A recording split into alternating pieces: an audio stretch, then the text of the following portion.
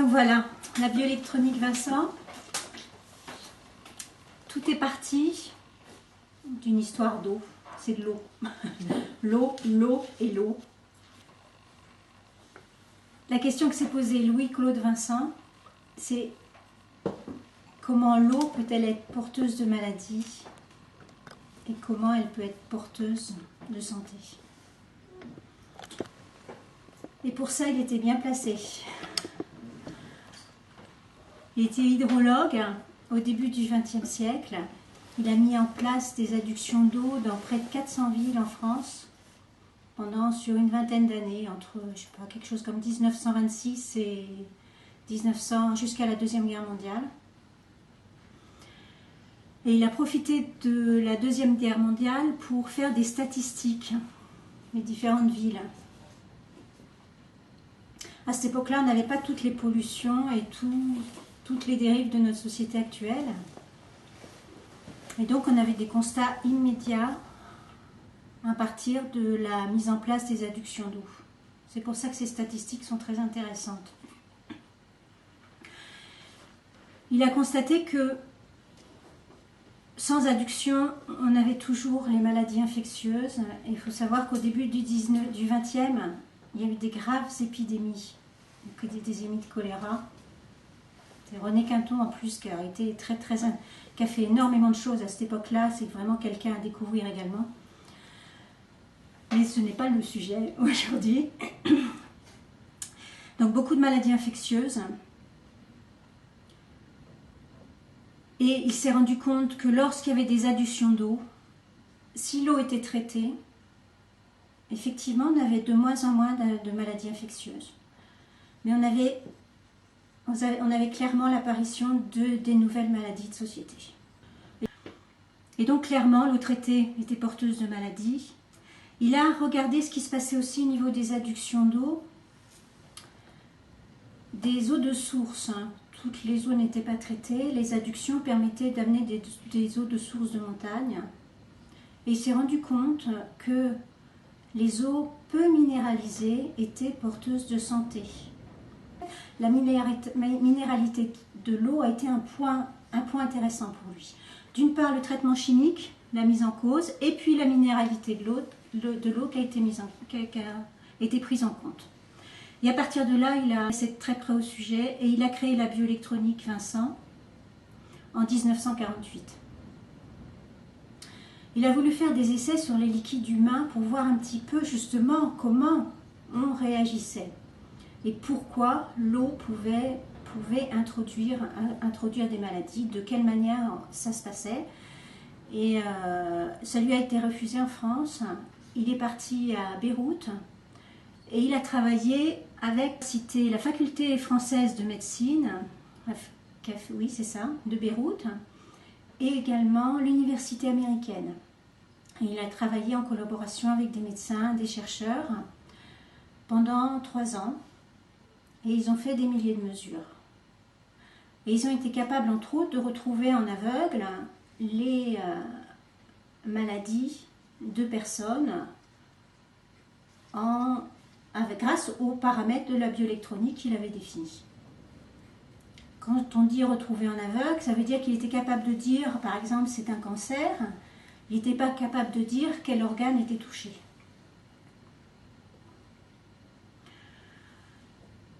Et donc ils ont mis en évidence un lien étroit entre les valeurs de ces paramètres et l'état de santé ou de maladie. Voilà. Et ces mesures ont été tellement convaincantes qu'il a été nommé professeur à la faculté de médecine de Paris pour enseigner la bioélectronique. Donc qu'est-ce que la bioélectronique exactement? Donc c'est une science du terrain biologique. Et ça permet d'avoir une approche globale de la santé. Voilà, et on peut analyser donc tout ce qui est vivant grâce à 3 paramètres communs à tout ce qui vit. Quels sont ces 3 paramètres? Donc là, je vais être obligée quand même d'avoir des parenthèses scientifiques. Je vais essayer d'être la plus... C'est des notions qui devraient être comprises par tout le monde. Donc les 3 paramètres, on a le pH, vous devez connaître, que je vais vous réexpliquer, le RH2, qui est beaucoup moins connu, et le ρ, la résistivité en ohms centimètres, c'est-à-dire que ça représente la résistance, la capacité à résister au courant électrique. Qu'est-ce qui conduit le courant électrique? C'est les minéraux. Donc l'inverse, c'est la minéralité. Plus on a de minéraux dans l'eau, plus la résistivité est faible. Voilà.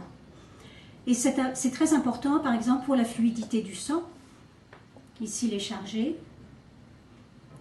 La résistivité va être faible. Et le sang chargé va avoir une action d'un point de vue pression osmotique. Il va appuyer sur les parois des vaisseaux. Il va avoir une action qui va avoir des conséquences. On reviendra sur ce 3e paramètre. Les 2 premiers paramètres, donc le pH et le RH2, on les retrouve dans la formule de Nernst. C'est le potentiel d'oxydoréduction qui nous renseigne sur ces 2 paramètres, le RH2 et le pH. Qu'est-ce que ça représente? Si on se place au niveau de l'hydrogène, on a un noyau qui porte un proton. Le noyau émet un champ magnétique. Il a un seul électron, c'est le plus petit atome. Il a un seul électron qui est porteur de l'électricité. On est au niveau électromagnétique. L'électron va être le jeu des oxydoréductions.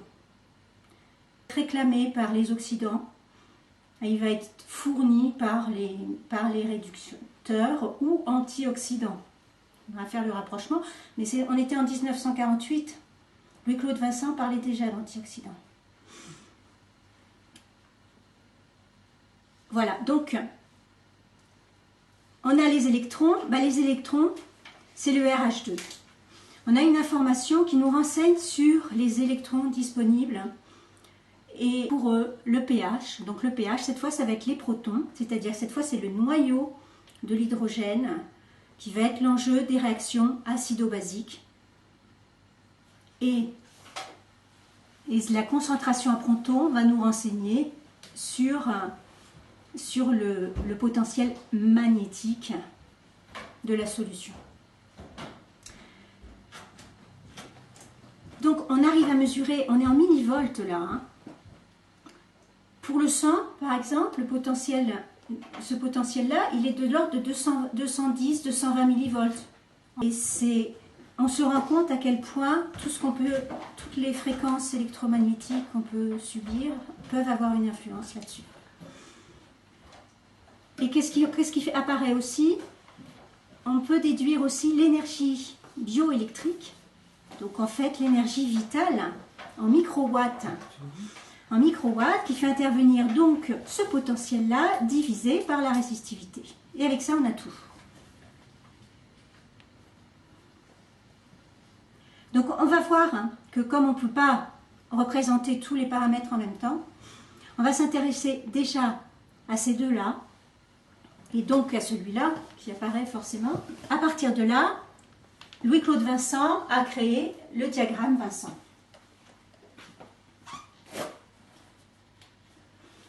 Ça va permettre de représenter beaucoup de choses. Donc on retrouve ici notre pH. Il est acide ou alcalin. Alcalin ou basique, c'est la même chose. Donc de 0 à 7, ici on a beaucoup de protons. De 7, ou de plus en plus au fur et à mesure qu'on va aux alentours de 0. Ici, aux alentours de 7, on en a 60 milliards. Ouais, 60 milliards. Et on divise par 10 au fur et à mesure. Et à 9, on n'en a plus que 600 millions. Oui. Et ainsi de suite. Donc ici, on a moins de protons au fur et à mesure qu'on se rapproche de 14. J'avais dit ici, le RH2, je rappelle, ici à 28, la neutralité, on n'a qu'un seul électrons par gramme de solution. Et au fur et à mesure qu'on descend, à 27, on en a 10, 100, 1000, 10 puissance 4, 10 puissance 5, etc. Donc ça va très très vite, la moindre variation. Là, en bas, en dessous de 28, on est réduit. Au-dessus, on est oxydé. Et quand on pense réduit, on pense antioxydant. Là, ce que vous voyez sur le diagramme, c'est la représentation du potentiel d'oxydoréduction, le potentiel électromagnétique en millivolts. Voilà. Voilà, la ligne de 0 millivolts, qu'est-ce qu'elle représente? Ici, c'est l'oxydation. Il faut penser oxygène. Ici, tout ce qui est au-dessus de 0, c'est la partie aérobie. En dessous, c'est la partie anaérobie. Ici, on peut représenter la limite vitale du sang. Et vous voyez qu'elle est restreinte. Limite vitale, ça veut dire qu'au-delà de cette limite, c'est la mort. Le sang lui-même de santé, il est là. Les autres liquides humains. On a l'urine, la salive. Donc c'est les 3 liquides humains que mesurait Louis-Claude Vincent. C'est-à-dire qu'avec 3 paramètres et 3 liquides, ça faisait avec 9 paramètres, plus les paramètres dérivés, l'énergie potentielle, le potentiel électromagnétique et l'énergie bioélectrique. On a fait et avec tous ces paramètres, on arrive à en tirer énormément de conclusions, vous allez pouvoir le voir. Donc les fonctions qui étaient analysées, pour le sang, la fonction immunitaire, parce qu'on va voir que sur ce diagramme, on peut situer les maladies. Donc on peut voir, lorsqu'on est en sang de santé parfaite, en fait, les maladies n'ont pas de prise sur nous. Je vais revenir là-dessus. L'immunité, mais aussi la nutrition. Parce que le sang, il puise ses nutriments au niveau des intestins et il le récupère directement, il est influencé directement par les paramètres des aliments qu'on mange. Et ça, c'est une information intéressante. Et par l'air que l'on respire aussi. Donc, le sang, l'immunité et la nutrition. La salive, ben, les fonctions digestives. Et on peut, par la salive aussi, déterminer, donc avec l'autre paramètre, la capacité enzymatique, justement en fonction de la charge de la salive. Voilà, qui doit être suffisante. Donc vous remarquerez que la salive est plutôt, le sang est plutôt alcalin, alors que la salive et l'urine sont plutôt du côté acide. Et l'urine nous renseigne sur l'élimination, bien entendu. Et c'est en plus l'image du milieu intérieur. Donc je vais revenir là-dessus aussi, vous expliquer pourquoi. Donc ce qu'on a constaté sur ce dessin, c'est que, sur ce schéma, c'est que la limite de santé, elle est relativement restreinte. Sortie de ces limites, on n'a peut-être pas immédiatement des graves maladies, quoique, vous le verrez plus loin,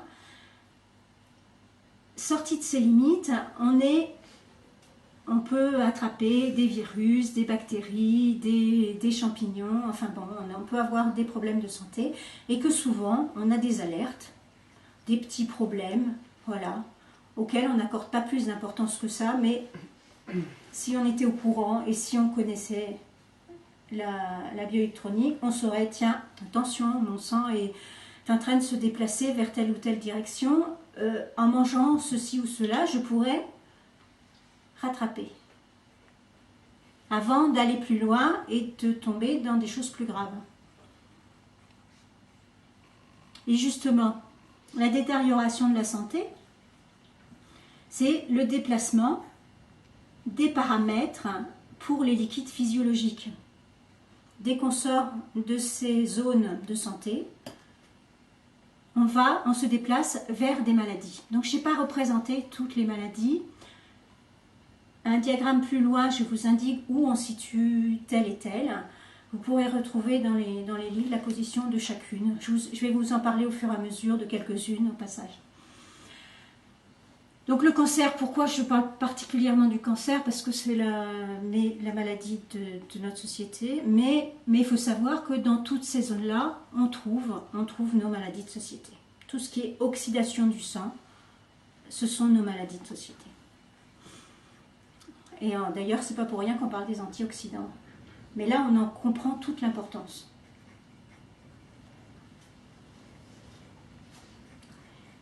Et qu'est-ce qu'on constate? C'est quand le sang se détériore dans ce sens, l'urine, elle va à l'opposé.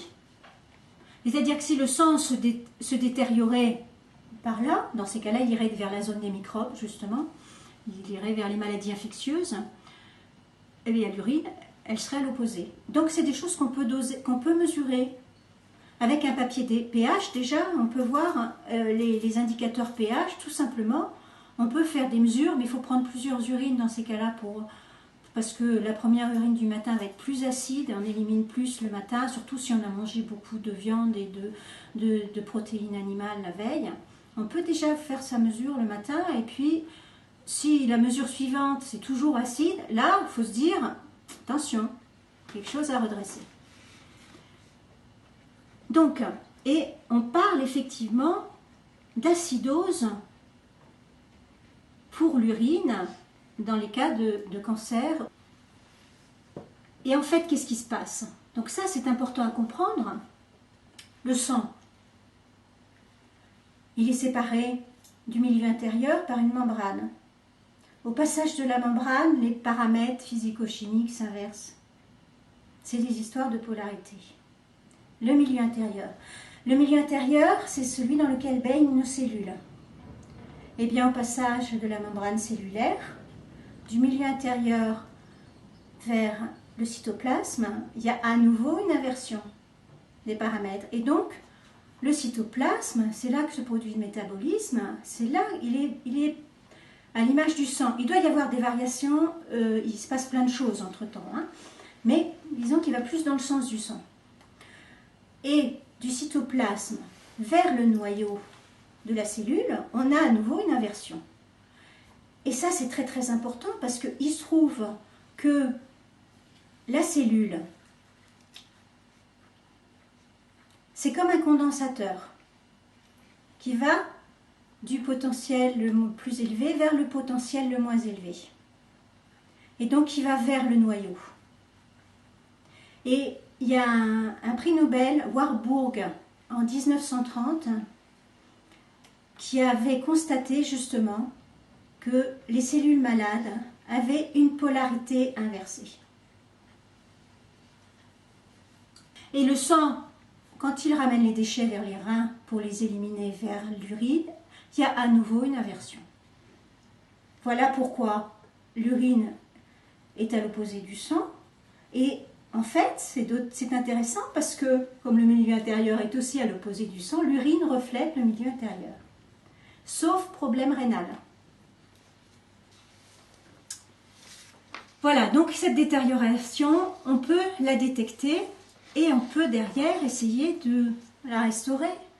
Et ce qui est intéressant, comme je le disais, le sang, comme il capte les aliments au niveau des intestins, il est influencé directement par ce qu'on mange et par ce qu'on respire. Et on va pouvoir déterminer ce qu'il est préférable de manger en fonction des milieux bioélectroniques définis sur ce diagramme. Donc ici, j'ai remis le sang santé parfaite. Vous retrouvez donc le diagramme. Dans cette zone 1, qui est riche en protons, riche en électrons, c'est la zone de construction de la vie en fait. On a beaucoup de protons, beaucoup d'électrons. En fait, il se passe beaucoup de choses au niveau des atomes. Ça bouge, ça vit, ça se construit. Dès qu'on monte, dès qu'on oxyde, on va figer la partie, on va bloquer tous les électrons. On a des boulimiques d'électrons qui vont bloquer tous les électrons. On va figer toute la partie oxydoréduction. Ce qu'on trouve ici, c'est tout ce qui est vraiment vivant. On y trouve donc les autres qualités. On y trouve les fruits et légumes crus et bio. Parce que vous verrez, les pesticides, c'est là-haut. On y trouve les ferments, les vitamines, les graines germées, les enzymes, les microbes utiles, les algues vertes, en fait, tout ce qui est ça, en fait. Tout ce qui est vivant.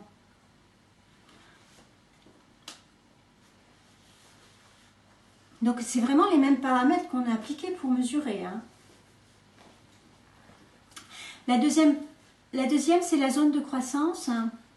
Et ici, on trouve, donc, on est dans une zone qui est toujours riche en protons, mais pauvre en électrons.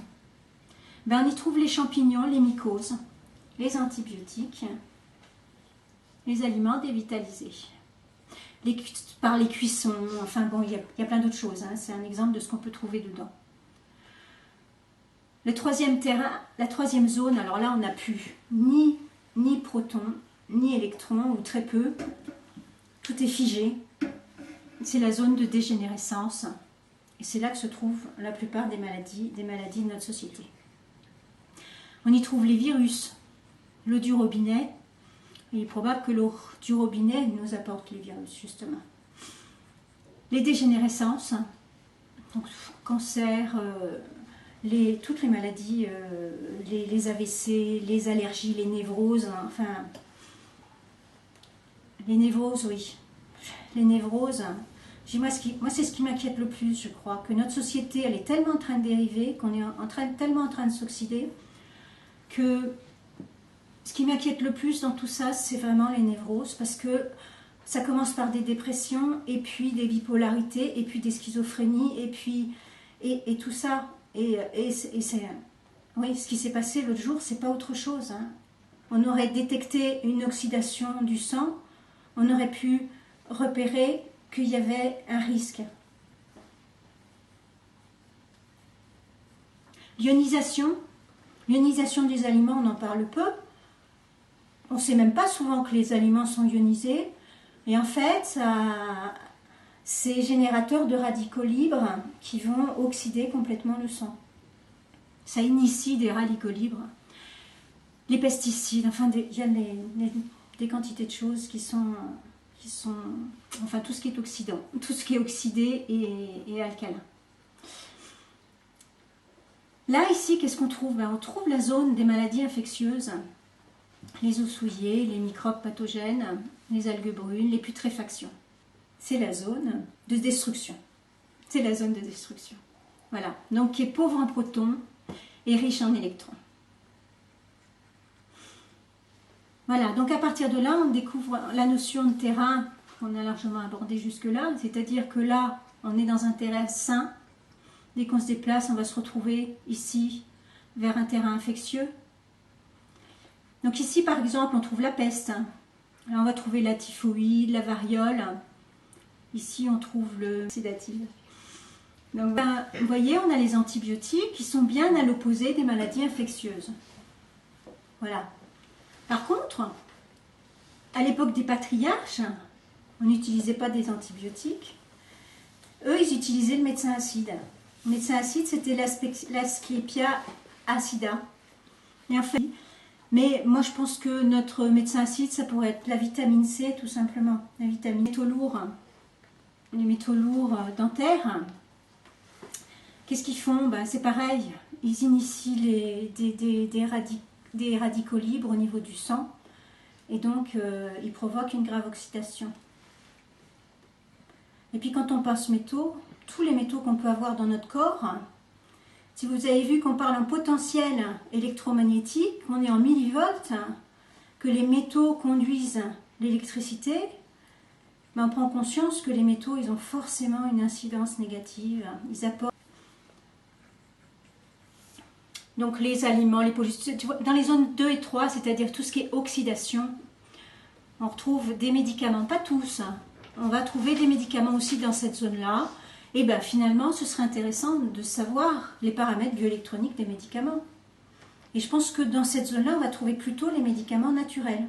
Et il y a de grandes chances qu'on va retrouver des choses vivantes. Parce que tout ce qui est chimique, c'est mort. Et d'un point de vue électromagnétique, on n'a pas la même répercussion. Donc on y trouve les aliments industriels, la pollution chimique, la pollution et le chlore, l'ozone. On a vu le chlore, l'ozone qu'on met dans l'eau, elle est là.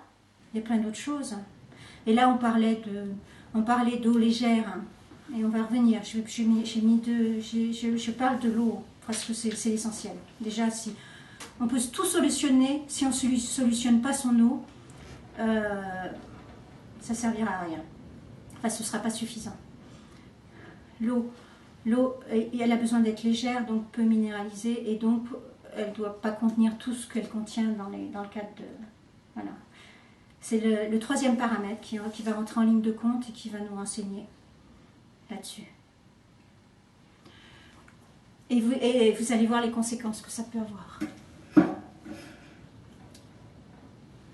Et donc, oui, je disais à propos du chlore que dans le cadre de l'opération Vigipirate, il y a une augmentation du taux de chlore dans les eaux du robinet.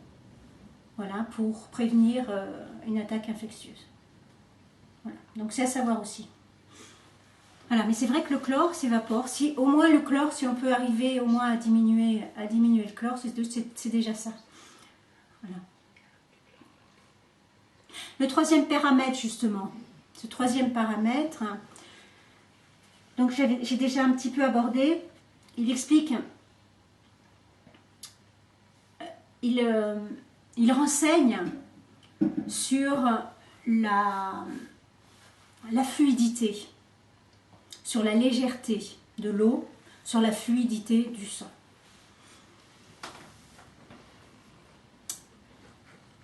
Ce que j'ai mis là, le diagramme, c'est un zoom sur la limite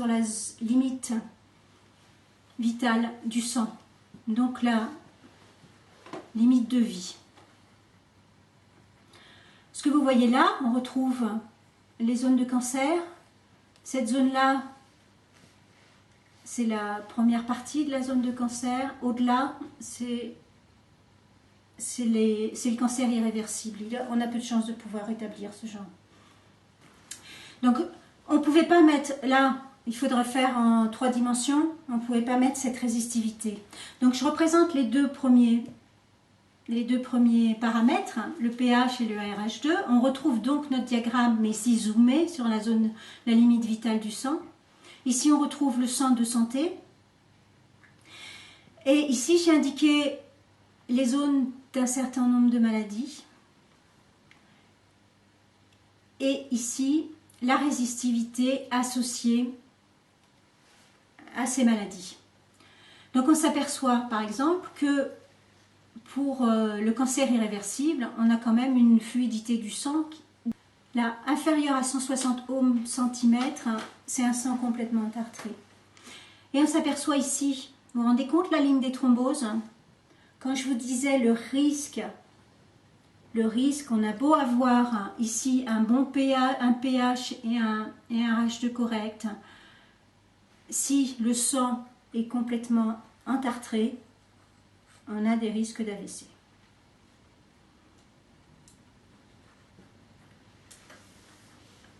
Là, au fur et à mesure que la fluidité du sang est meilleure, les risques de thrombose s'éloignent. La fluidité du sang est vraiment... En plus, un AVC, ça ne prévient pas. Et on s'aperçoit qu'il y en a de plus en plus jeunes maintenant, des AVC, des phlébites, des problèmes de circulation sanguine. Pourquoi? Avant de vous l'expliquer, je voulais vous parler justement de cette ligne-là. Ici, qu'est-ce qu'on a? Les insomnies, les névroses, l'épilepsie. Et les névroses, la bipolarité, les schizophrénies, et tout ça. Donc vous voyez que c'est un problème d'oxydation du sang. Et que beaucoup de gens se sentent mal. Et les problèmes d'insomnie, c'est déjà tout de suite. C'est tout de suite. Si on dort mal, il faut aller regarder de plus près. On devrait pouvoir dormir. Depuis que j'ai retiré les métaux dans ma bouche, j'ai retrouvé un sommeil. Je ne savais plus ce que c'était que de dormir plusieurs nuits d'affilée complètement. Voilà, l'électricité que génèrent les métaux a vraiment une incidence. Et on sait que si on ne dort pas, c'est parce qu'on s'oxyde petit à petit et que, voilà, on est en train de dégénérer son terrain.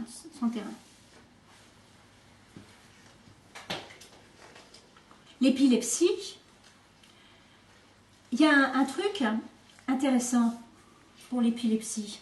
Vous avez une zone, quand vous allez marcher pieds nus dans la terre, eh bien vous captez les électrons de la terre. Et c'est une récupération immédiate, très rapide d'électrons. Et je connais des gens qui, après le travail, vont directement dans leur potager pour travailler dans la terre. Et ils sentent que le stress aussi, il oxyde.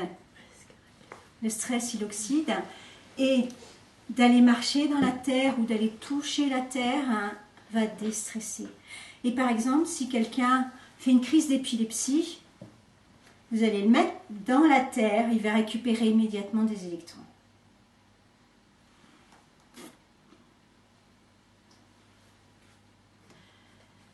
Donc voilà sur quoi nous renseigne ce paramètre, et il est très important d'avoir une bonne hydratation justement pour amener une bonne fluidité au sang. Il faut savoir que la plupart des boissons sont des aliments.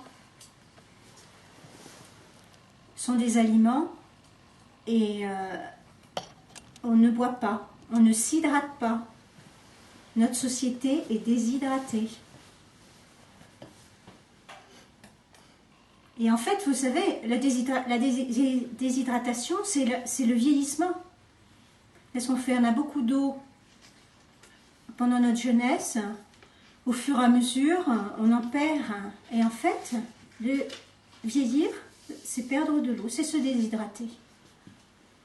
Donc, en gardant une bonne hydratation, on a des chances déjà de vieillir mieux. L'arbre de la longévité, c'est le Ginkgo biloba. Eh bien, il fluidifie le sang. On peut se faire des tisanes. Il a cette faculté de fluidifier le sang. Et le problème des boissons qu'on a actuellement, c'est que c'est souvent des excitants qui sont surchargés, donc qui rendent le sang épais, donc qui n'hydratent pas parce que souvent ils sont diurétiques et ils font en plus éliminer de l'eau. Ils nous déshydratent complètement. Que ce soit le café, que ce soit toutes les boissons excitantes et la plupart de toutes les boissons sucrées. Les bonnes boissons, c'est l'eau. En fait, si on veut vraiment s'hydrater, c'est l'eau, les tisanes. Alors tisane, ça fait grand-mère, hein, et pourtant, on a des bonnes tisanes. Quand on commence à connaître les plantes et qu'on fait des mélanges avec des petites fleurs, avec du calendula, avec du souci, avec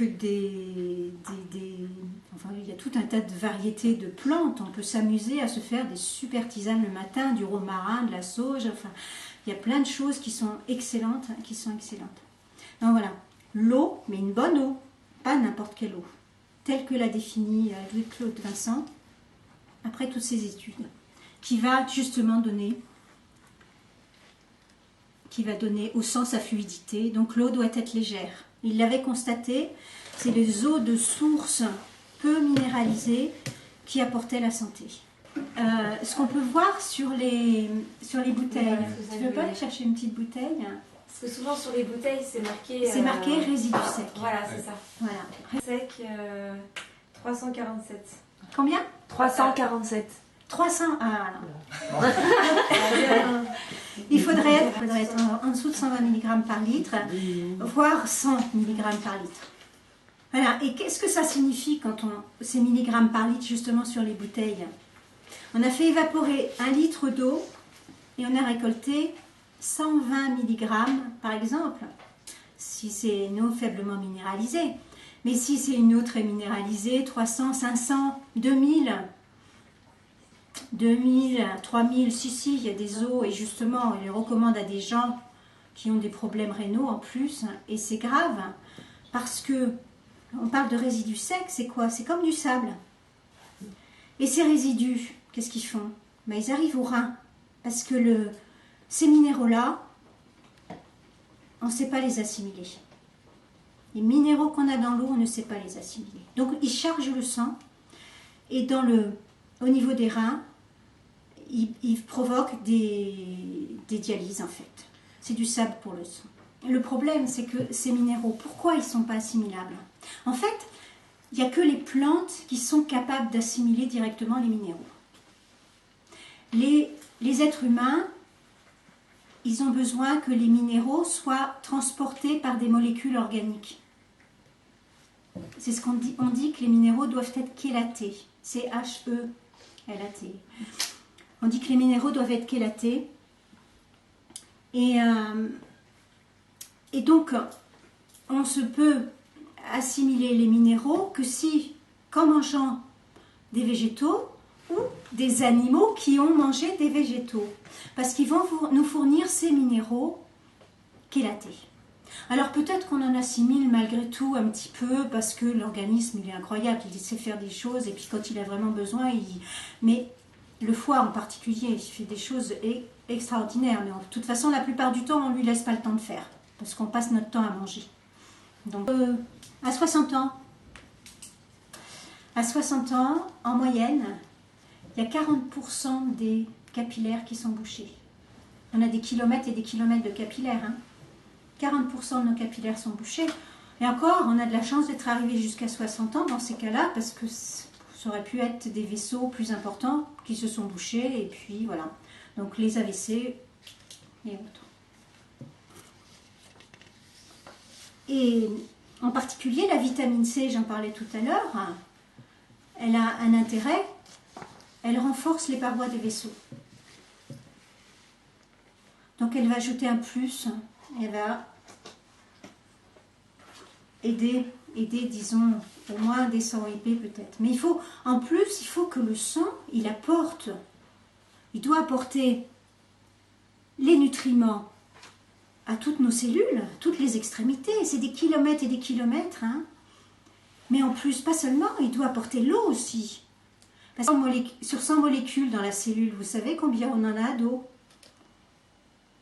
99. 99% de nos molécules, je parle de molécules, en poids, ça représente beaucoup moins bien sûr. Sur 100 molécules, on en a 99 d'eau. Nos cellules, elles ont besoin d'être nourries en eau. Donc l'eau qu'on apporte, il faut qu'elle soit légère, parce qu'elle nous nourrit en eau. Et il faut qu'elle aide le sang à transporter les nutriments. Voilà, c'est l'essentiel. Déjà, quand je vous disais que c'était une histoire d'eau, c'est vraiment ça. Donc, quelle eau boire? On a vu, l'eau du robinet, le chlore, favorise le développement des virus, des dégénérescences, parce que c'est une eau oxydée. Donc, qu'est-ce qu'on peut faire? En l'absence de filtre, c'est les bouteilles. C'est pas idéal pour l'environnement. Mais dans ces cas-là, entre 8 et 120 grammes de résidus secs par litre. 8, pourquoi? Il faut un minimum de minéraux quand même. Pourquoi? Parce que si on boit une eau complètement déminéralisée, ce qui va se passer, c'est une histoire d'osmose.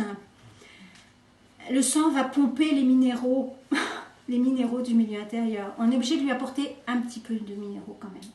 Donc il faut un minimum. Et le maximum, c'est le grand maximum, 120 mg. Voilà.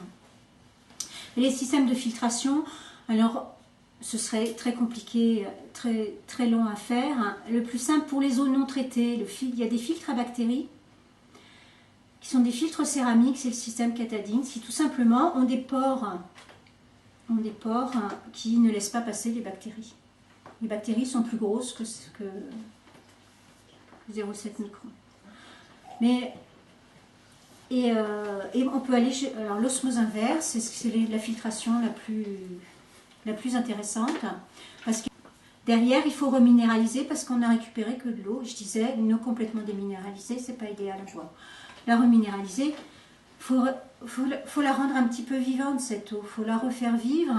Il y a des systèmes de dynamisation. Voilà, on peut vitaliser avec quelques gouttes de citron. Donc, comment restaurer la santé? On l'a vu, le sang, on a vu que le sang il était directement influencé par ce que l'on mange ou ce que l'on respire. Et bien autant lui apporter des aliments qui vont aller à l'opposé de sa dérive. Voilà. Donc on parle de la restauration de la santé par rapport à nos maladies de société. Mais voilà, donc on retrouve ici la pollution électromagnétique, le sucre blanc. J'ai essayé de rajouter plus de choses par rapport au schéma précédent. On a le pain blanc, les apéritifs digestifs, les radiographies, les rayons X. L'air de rien, mais au fil des médicaments, radio, rayons et tout, faut être vigilant parce que des fois, on est là pour soigner les gens et en fait, on surajoute à leurs problèmes. Appliquer à ce moment-là, les mieux adaptés aux maladies en question. Les pollutions chimiques, la A7, c'est le BCG. Il y aurait plein de choses à dire sur les vaccins aussi. Le stress, les cuissons fortes, les graisses saturées, il y en a d'autres dans toute cette partie-là. Donc, qu'est-ce qui restaure? 1. L'eau. La bonne eau, pourquoi? Parce que, en fait, ce qui est important, c'est sa fluidité. Donc, c'est ce troisième paramètre. Troisième paramètre, l'eau légère qui apporte, justement, donc c'est l'essentiel. Derrière, eh bien, on va voir les fruits, on va voir les plantes médicinales. Donc, je précise à chaque fois, tout ce que je cite là, c'est sans pesticides, c'est bio. Et attention, les mesures, quand on les fait, que le fruit ou le légume vient d'être cueilli, c'est pas les mêmes 2 ou 3 mois après. Les pommes qu'on mange au mois de mars, elles ont fait tout l'hiver, elles se sont oxydées obligatoirement. Même si elles ont poussé dans les meilleures conditions possibles. Donc les plantes pénicillales, les légumes crus et bio. Donc le pain complet au levain, il est pas mal. Donc il faut penser à prendre des céréales un peu différentes.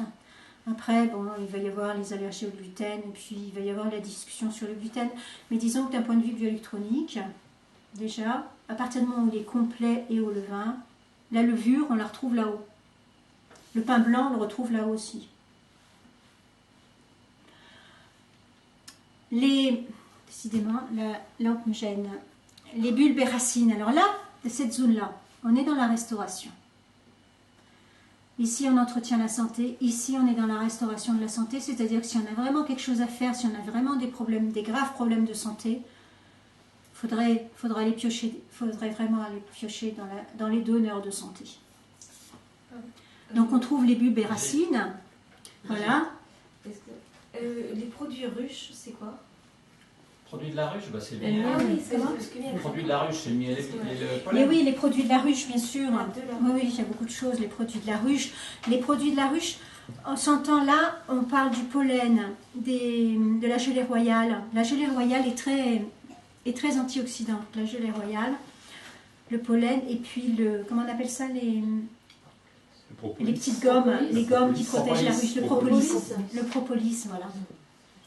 Voilà, le miel est bon aussi, mais par contre, il apporte beaucoup de sucre, donc il ne faut pas en abuser parce que...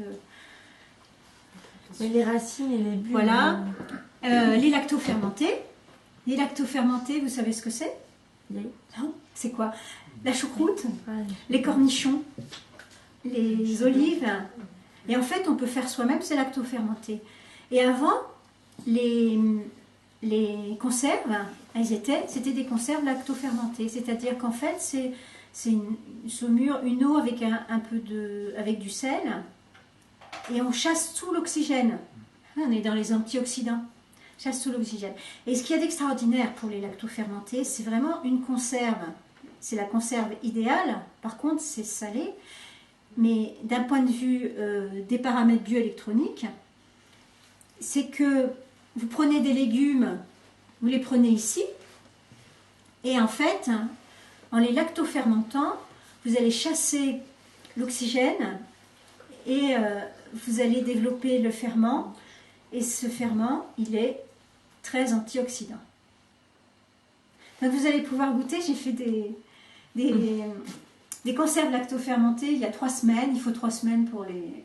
J'ai pas fait exprès en plus. Il y avait 3 semaines, on va pouvoir ouvrir un pot. Les racines, ce que tu entends par racines, c'est carottes. Les carottes, les racines, voilà. Les bulbes, c'est l'oignon, ail, échalote. Les racines, ben vous allez avoir la betterave. Il n'y a rien là. Comme antioxydant, la betterave crue, c'est idéal. Vous allez avoir le radis noir, les carottes, les... Qu'est-ce qu'il y a encore? Enfin, le gingembre. Le gingembre, le curcuma, c'est des racines, tout ça. Enfin, je pense. Je dis pas de bêtises pour le curcuma. Ouais, bon. À vérifier. Les germes. Les germes sont les plus antioxydants.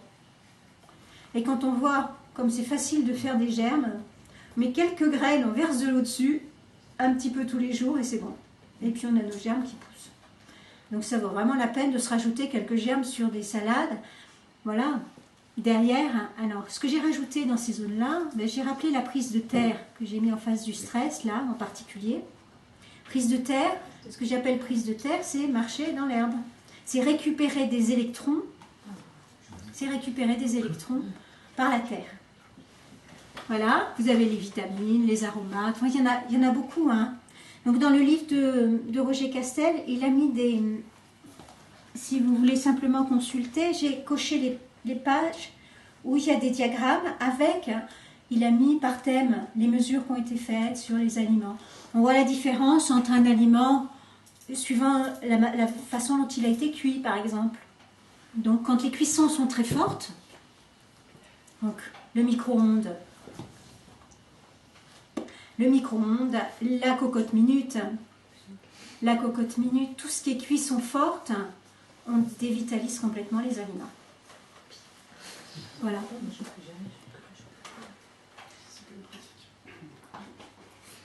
Quoi d'autre? J'ai passé tout en revue là.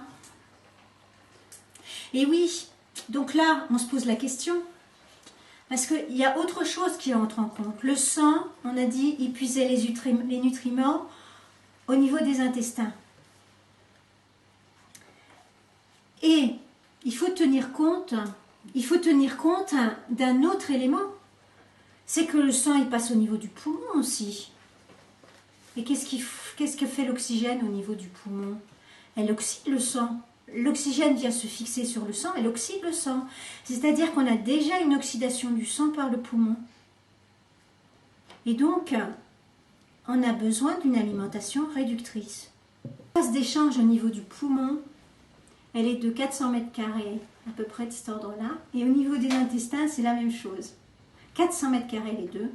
Et en nombre de villosités au niveau des intestins et en nombre d'alvéoles au niveau du poumon, on a le même nombre aussi. 300 millions, je crois, de villosités et d'alvéoles. Comme quoi, il y a vraiment un parallèle et la nature, sans doute, a voulu oxydation, réduction pour équilibrer notre sang, qui lui-même est légèrement réduit parce qu'il faut de la vie. Quand on est oxydé, il n'y a plus de vie. On est vraiment... Voilà. Et donc, l'importance de l'alimentation crue, bio et vivante. Et je disais, peut-être les crudivoristes, ils ont peut-être bien raison. Donc, un sang oxydé, qu'est-ce qui se passe? Oui, si on apporte des aliments qui sont oxydés. Mais c'est grave parce qu'en fait, quand le sang il passe le sang il est oxydé, quand il passe au niveau des poumons, ben, il n'a plus assez d'électrons, l'oxygène ne peut plus se fixer, il ne trouve pas d'électrons pour se fixer, il n'arrive pas à fixer l'oxygène. Donc problème de respiration. Et manque d'oxygène, or l'oxygène est indispensable pour le métabolisme, ce fameux cycle de Krebs, hein, si ça dit quelque chose à des gens, il a besoin d'oxygène pour fabriquer derrière la fabrication de l'ATP, de l'énergie Voilà, les mouvements, des choses, des petites choses simples pour repérer tout ça. La constipation, c'est quoi? Les mouvements péristaltiques des intestins, c'est parce que les intestins n'ont plus assez d'énergie. C'est un manque d'oxygène. En plus du fait qu'on mange des aliments qui, de toute façon, sans fibres, qui manquent, voilà. On change légèrement son aliment, mais la constipation, c'est un des signes de dégénération. La constipation, l'insomnie, toutes ces choses-là, c'est des signes très importants. Voilà, puis je rappelle, oui, pour récupérer des électrons rapidement, la prise de terre. J'y tiens à ça. Tous les matins, je vais marcher. À condition de ne pas être à côté d'une ligne de haute tension. Bien sûr, il y a des endroits. Bien sûr, il ne faut pas les faire n'importe où. Et c'est vrai que et c'est là que les fréquences électromagnétiques, effectivement, et mais sans doute qu'il y a tu peux peut-être aussi, c'est pour ça qu'il faut marcher. Si tu restes à un même endroit et puis que c'est le croisement de réseaux Hartmann et Curie, enfin, effectivement, il y a peut-être des endroits aussi qui apportent un mauvais électromagnétisme et dont il faut faire attention. Il y a beaucoup de choses à voir. Donc c'est vrai que faire venir un géobiologue, un géobiophysicien chez soi pour repérer les endroits qui éventuellement seraient de mauvais électromagnétisme, c'est intéressant à connaître. Alors un exemple de résolution, là c'était un des sources vitales de l'association bioélectronique. C'est Roger Castel, justement. Il y avait un jeune couple, il avait fait une conférence bioélectronique, puis un jeune couple qui vient le voir, il dit, ça fait 3 ans qu'on essaie d'avoir un bébé, et puis là, les médecins commencent à nous proposer des choses, est-ce que vous pensez que vous pourriez faire quelque chose? Eh bien, il a dit oui. Il a dit oui. Ils sont allés faire un stage de santé naturelle et ils ont réappris à manger autrement, ils ont réappris à gérer le stress, etc., etc. Et ils ont changé plein de choses. Et 2 mois après, il était informé que madame était enceinte. Voilà. Et qu'est-ce qui se passe? Voilà ce que mesure. Et là, voilà, tout ce qu'on peut voir avec la bioélectronique, c'est incroyable. Donc vous voyez, ici, je vous rappelle, on est dans la partie anaérobie. Hein. L'ovule, l'embryon, le sperme, ils sont vraiment dans la partie anaérobie. Le sperme, il est très alcalin et très réduit. Très réduit. L'ovule, elle, l'est un peu moins. Il y a une grosse différence. Regardez les lignes de potentiel. Ici, on est à peu près à moins 410. Et là, on est proche de 0.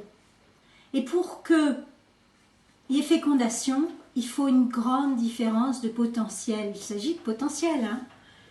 Il faut minimum 400 millivolts de potentiel.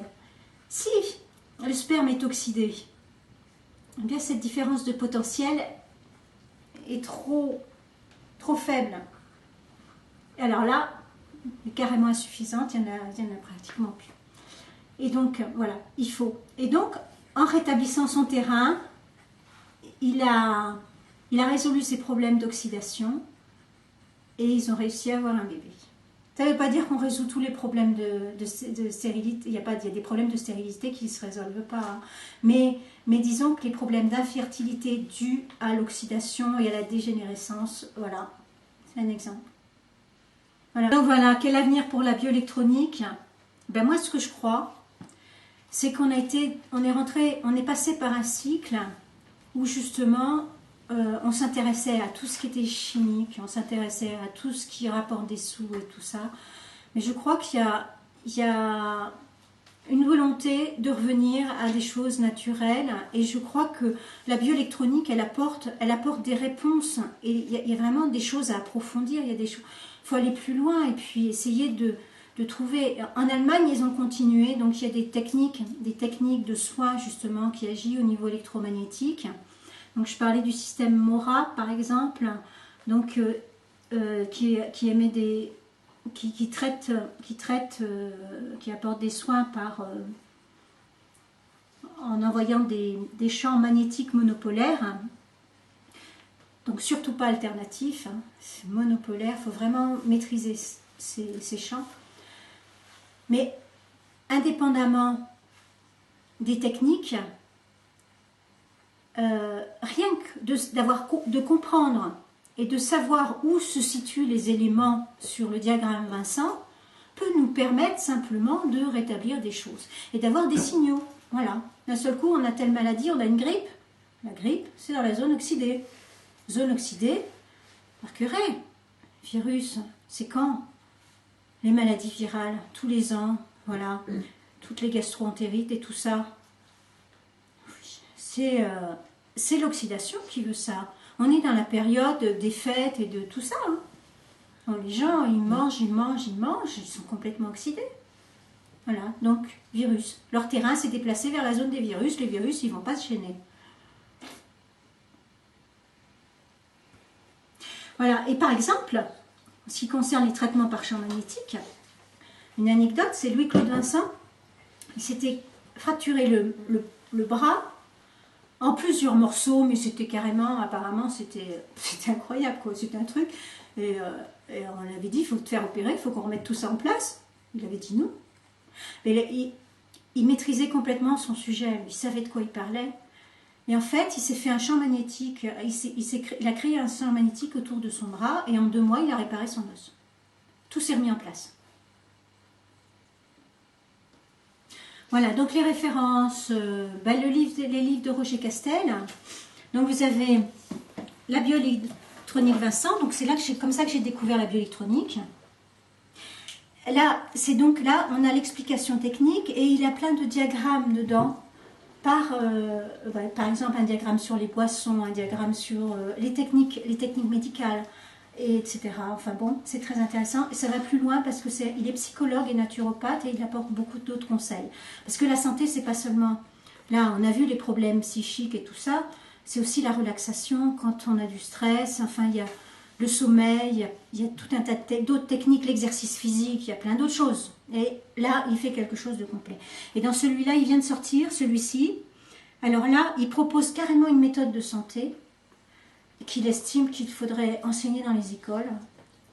Et dedans, il donne tous les trucs sans ennuyer les gens avec la technique. C'est uniquement la méthode qui est déduite en y ajoutant ses compétences de psychologue et de naturopathe.